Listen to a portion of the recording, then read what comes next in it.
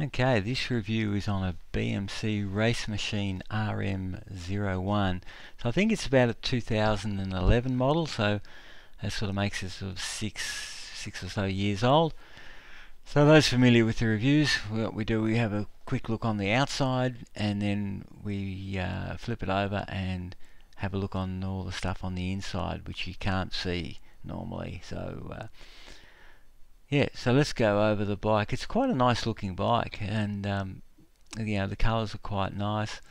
It's the down tube sort of got a bit of shape to it, sort of like hard corners. It's almost like a hexagonal. Same with the head tube, and then the top tube's also got a little bit of shape to it, and yeah, it's their sort of distinctive shape. So that's what they're known for, with that little sort of triangle piece at the seat tube, top tube junction. So that's sort of carried over from the aluminium design that they had, and so it's sort of been their trademark junction. And the seat stays actually join the seat tube quite low as well. But when we have a closer look at the seat tube and the seat stay junction, you can see how much sand through there is on that. Now, what they've done is they've sanded through the material when they've been prepping the frame for painting. So this can be a real problem if you haven't allowed for all that removal of material. So if it's allowed for, it's okay, but if it's not, it can be a significant problem. So moving down the seat tube into the bottom bracket junction and the chain stays. Again, if we have a closer look on the chain stays, where the material's been sanded through, especially on that top corner, you can see the variation there where it's been sanded through. So again, if this has been allowed for, if there's plenty of material, it's not going to be a real problem. But if it isn't, then the laminate's going to be under thickness, which is going to have structural implications. So moving along the rest of the chainstay into the dropout, and then up to the seat stay. Again, quite clean. I'm not sure that sort of a matte white is a really good colour for a bike. They tend to just stay dirty and be difficult to keep clean. They look great when they're new, but they're just hard to keep clean. So anyway, let's flip it over and have a look at some of the features on the inside. So straight away you can see that there's sort of a big central rib down the down tube, so I'll have a bit of a closer look at that in a minute. But let's focus in on the bottom bracket junction first. So this is an oversized press fit bottom bracket, like is quite popular. So but you can see all the variations in the moulding and wall thickness variations from the bladder. So lots of resin pooling, fibre movement, wrinkles, a whole range of stuff going on there. So there is a bonded joint into the down tube, but the real concern there is the variations in the wall thickness. So you can see, the thickness is on the left hand side is quite reasonable, but then it necks right down and it's really, really thin as it leads into that joint where it gets thicker again. So you've got this big change in thickness there. So this is a real concern in my opinion. It's one of the highest stressed areas on the bike, and to have those thickness variations in that critical area is really less than ideal. Moving to the bottom bracket junction, the shell itself, so it's bonded in. You can see that red adhesive there, so there's not really that much holding that in, and there's no barrier ply, or it's just relying on the treatment of the aluminium to stop the galvanic corrosion there. And the shell itself is two pieces and bonded together. So going up to the down tube, again you can see all those variations, and the resin pooling, and where the bladders provided more compaction and less compaction, and then that bonded joint. And then we have that internal rib, which which really complicates the moulding of the down tube, and the rib itself is so thin that it would buckle under any sort of significant load anyway. So I don't really see the point in the way they've done that. Yeah, maybe they can enlighten us one day about that. Then we've got the head tube junction, which is, again, you can see lots of variation, resin pooling, variations in compaction, etc. So bit of a mess, really. Lots of things going on there. So the variations in thickness, wrinkles. Yeah, it's not very pretty at all. The lower head tube, the head race is moulded in, and as with the upper race as well. But the again at the upper race, we can see all the creases from the bag and the variations in compaction associated with that. So really not getting the bleed out of the system that they really need, and then that's causing all these variations. So then if we move along that top tube and head tube junction, again there's variations sort of continue down the tube. They are a little bit better sort of along the tube than what they were at the junction.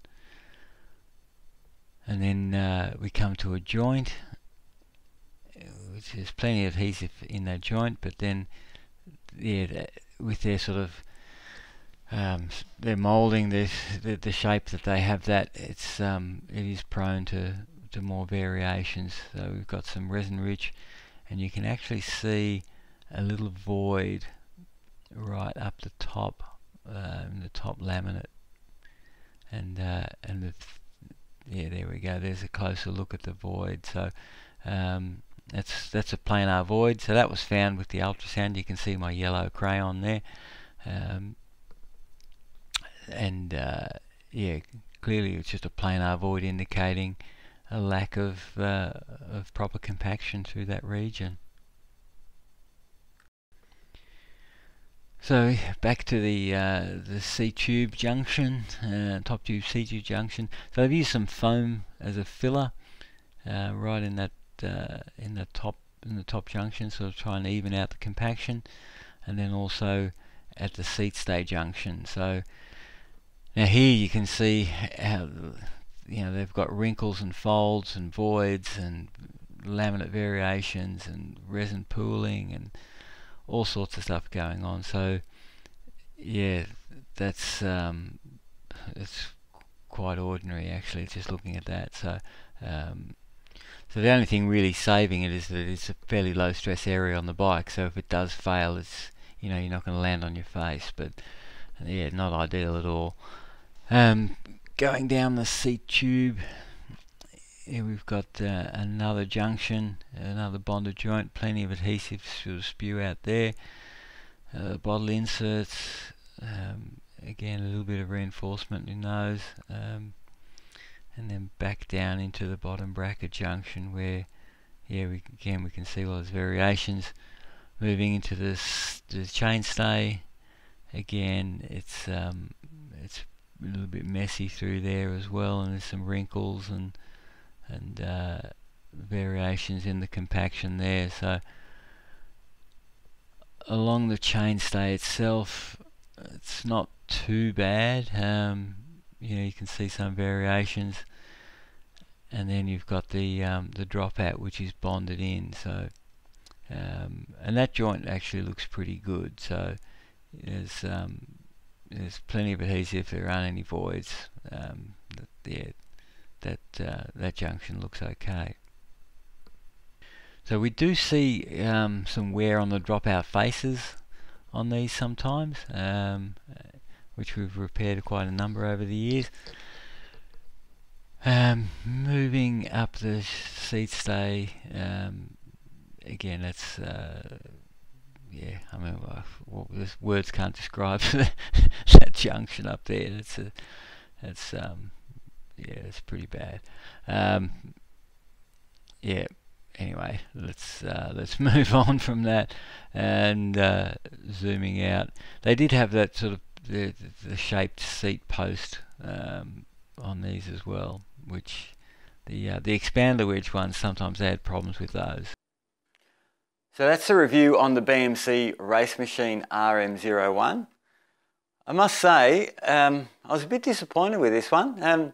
All the little things it had with it, you know, the voids, the wrinkles, yeah, the resin rich, the areas down the bottom bracket, whereas the laminate was basically really thin. Yeah, so I was a little bit disappointed in that. I know that, like, the BMCs were hugely popular when Cadel won the Tour de France on BMC, and then the BMCs were everywhere in Australia. You know, so they were hugely popular. You know, we have seen quite a number of them come in with cracks, sort of particularly like on the top tube, sort of in this region here, and you know, in other areas where it's clearly, you know, they'd been sanded through, and the laminate was a bit thin in that area. So, you know, with that sand through, I mean, some of the shops, you know, some of the dealers and stuff that I heard were almost selling it as a feature. Oh, look at the really cool marbled sort of finish on it. And it's like, well, you know, that's sand through, and the problem with it is it's inconsistent. So, you know, from a design engineering point of view, how do you allow for that? Like, if it's inconsistent. So, you know, so that's the question I'd have to the BMC engineers is, do you know that the factory is sanding through material that you've designed to put in place? Like, you know, if you allow for it, you know, that's one thing, but, you know, how do you allow for something which is so so random? So, you know, the corners in particular seem to get affected, and yeah, and there's sharp corners usually too, which, you know, we're sort of more prone to having problems. So, what I have got, I'll just pick it up and show you, is I've got a newer version. So this is the Team Machine SLR01. So this is probably only maybe 2 years old or something like that. So I'll do a cut up of this one, and we'll see if the internal structure and the manufacturing is better than that. It does still have areas of sand through and the like on the outside though. This one also had a crack. I don't know if you can see it. Here we go, up here. So on the other one, we saw that there's problems up through this area. Yeah, just due to the design. So I'm guessing this one's probably going to be a little bit similar in that area as well. So anyway, that's a job for another day. I'll cut that one up when I get a chance and do a video on it. In the meantime, I'll see you later. Okay, have a great day. Bye.